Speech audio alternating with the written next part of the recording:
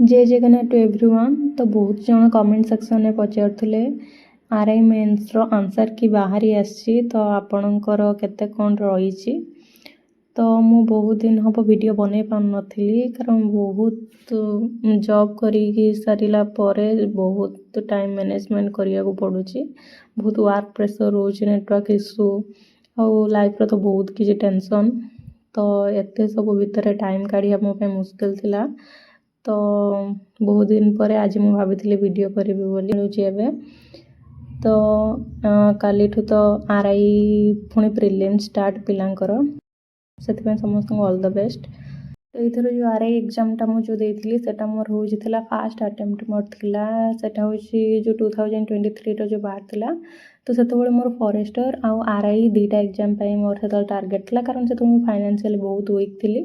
तो से मो टार्गेट थिला कि दुईटा भर इथर गोटे ये करार अच्छी। तो मुझे फास्ट केते टाइम कौन पढ़नी सेटा जान नी मुझे फास्ट लाइब्रेरी को गनी देखिए लाइब्रेरी पिला कौ रेट्र केते घंटा सब पढ़ुं। तो से मो माइंड को क्लिक कला कि भाई मत तो पढ़ियार अच्छी कारण न पढ़ले किसी भी हेनी। तापर मुझे तो मॉक टेस्ट दिए भी मोर बहुत मार्क खराब आसे। तो तापर मुझे ये करथिनी कि गोटे एग्जाम दरकार। तापर मोर जो एग्जाम होता फॉरेस्टर एग्जामटा मोर बहुत भल होता आरआई टारे मु बहुत माइनस मार्किंग कर देइथिली। तो से भाभी फॉरेस्टर जब न हुए कारण सी भी केते लेट करदेला। तो एते टाइम से घुंचे देला कि बहुत माइंड ये हो जाता एत पढ़ापढ़ी भी है। तापर फॉरेस्टर भी बाहर नाला जो आरआई जो बाहर एग्जाम हम बोली पुणी भलसे पढ़ाला। तो यथर जो आरआई रो जो प्रिलिम्सटा जो 2025 रहा मु बहुत ये करी पढ़ी कारण से मु घर को भी पलि जाइए बालेश्वर आ रोनी। तो मतलब बहुत टाइम मिल जाता पढ़ाई। तो मु गोटे दिन 10-12 घंटा भी बसिक पढ़ी दिए कारण मोर गोटे आदत भाई हो जाता मत पढ़ले भी इरिटेट कि किसी लगे मत भल लगे। तो मु ये करदे किंतु तापर जो जॉब हो गला तो से तो मुझे बहुत खुशी अच्छी कारण जॉब जब न होता मत मो निज उपर डाउट होता कि मुझे किसी करें कि ना कारण एत माने फाइनेंशियली प्रेशर पड़ूला। तो से मोर तो होगला एबे तो टाइम मैनेजमेंट करिया बहुत कष्ट कारण जॉब कर सारा पर दुनिया जिनस रोचे जॉब को जाओ आस रांध खाओ काम कर निजर सबू बहुत किसी रोचे। तो से टाइम मैनेज करके पढ़िया भी बहुत कष्ट कारण बहुत थकी थकी आसती ये। तो सहीटा मत बहुत कष्ट दिए कारण मत पढ़ाटा मत बहुत पसंद किंतु जो मो टाइम काढ़ी पारे ये करि पारे। तो मु प्रिलिम्स को जो रेट मेहनत करी तो मु मेंस को सेमती मु करि पारिनी तथापि मु बहुत ट्राए कर बहुत टाइम पढ़िया को मैनेज करिया को ट्राए कर किंतु तथापि मोर इथर मेंसटा खराब है। मु 123टा अटेम्प्ट करी तो से मोर बहुत भूल होगला मोर केतेटा माइनस करे ये करनी केबेठू ये करी मो 99 पॉइंट समथिंग आसी।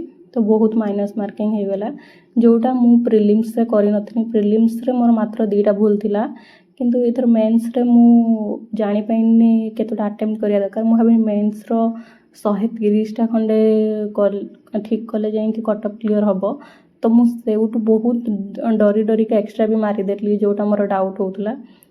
तो सेटा मते मुझे एनालिसिस कनी मो एग्जाम खराब होबार सबुठू बड़ रोचे जीएस पार्ट कारण मो सब पार्ट को स्ट्रॉन्ग कर देछि केवल जीएस पार्ट मो सबुठू वीक अच्छी।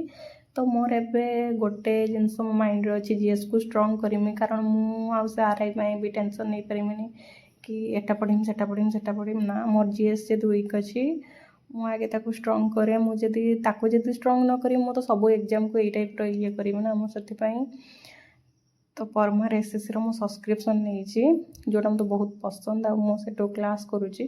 तो मत जिते दिन लगू कि ये लगू मुझे आस्ते आस्ते निजक इम्प्रूवमेंट करी तापर जाके गोटे एग्जाम मु फुली प्रिपेयर बोली कहीपरि।